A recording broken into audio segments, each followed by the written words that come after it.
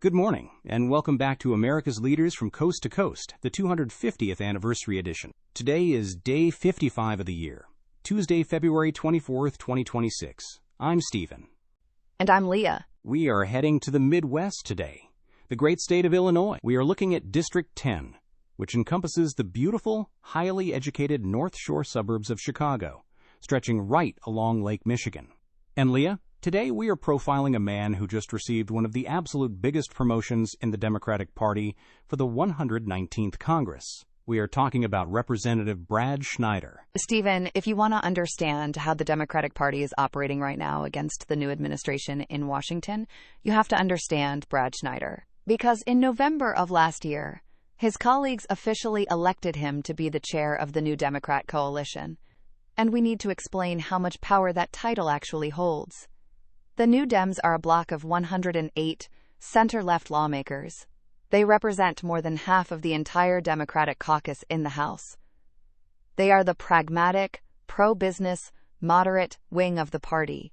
By taking that gavel, Brad Schneider is essentially the man responsible for breaking the gridlock in a deeply divided Washington. And he brings a very specific mentality to that leadership role. He is not a career politician who came up through the activist ranks. He went to Northwestern University and got a degree in industrial engineering. Then he got his MBA from Kellogg. He spent decades in the private sector as a management consultant and running a life insurance firm. When he looks at federal policy, he is looking at the math. He is looking at the bottom line, and right now, in early 2026, he is arguing that the bottom line for the American consumer is completely broken. Absolutely. Just a couple of weeks ago, in February 2026, Chairman Schneider unveiled the New Democrats' affordability agenda. He is taking the fight directly to the Trump administration regarding the cost of living. He argues that the new White House tariffs are acting as a massive tax on the middle class. But his biggest fight, and really the defining legislative battle of his 2026 agenda, is healthcare. Schneider sits on the incredibly powerful House Ways and Means Committee, specifically on the Tax and Trade subcommittees. And he is using that seat to push the Keep Healthcare Affordable Act. This is a massive issue. During the previous administration, Congress passed enhanced premium tax credits that made the Affordable Care Act drastically cheaper for millions of people. Well, those tax credits are about to expire. Schneider points out that if Congress doesn't act, healthcare premiums are going to spike by an average of 114%. People will literally be paying double or triple for the exact same insurance. His bill extends those tax credits through 2029, while putting a reasonable income cap on them so millionaires can't exploit the system.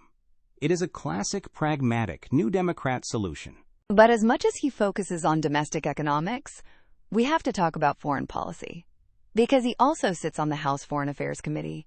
And Brad Schneider is one of the most prominent, fiercely pro-Israel voices in the entire United States Congress. He actually spent time working on a kibbutz in Israel back in the 1980s.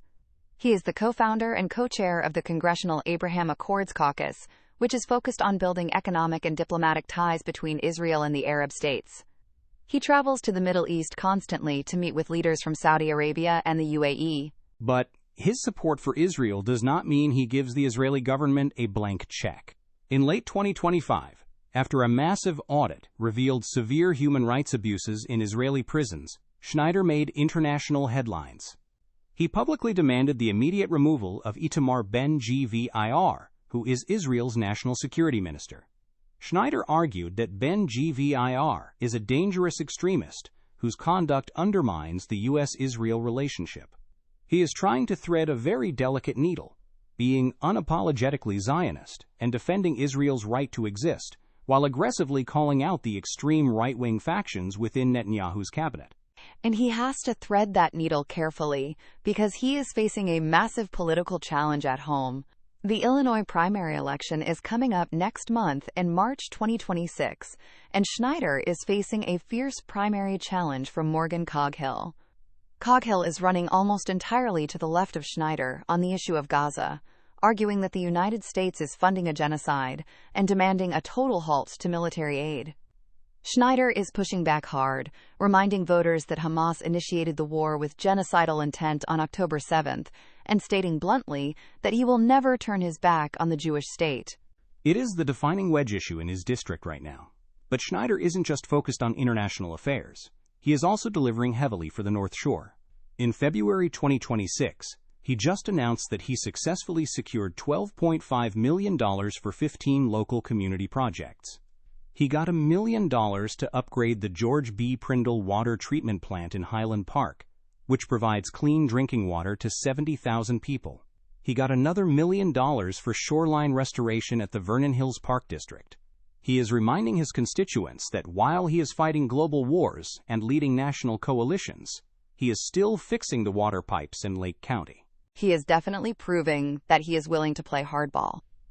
He recently voted against funding the Department of Homeland Security because he refused to give ICE another penny until they stopped targeting sensitive locations like hospitals and schools in Illinois. He is the industrial engineer who became the leader of the Democratic Center, the defender of the North Shore, and the architect of the affordability agenda. That is Representative Brad Schneider. That is our profile for Illinois, 10th District. Stay tuned for our next profile. Please note AI assists in the creation of this podcast from pointedwords.com, and remember, better pointed words than pointed swords.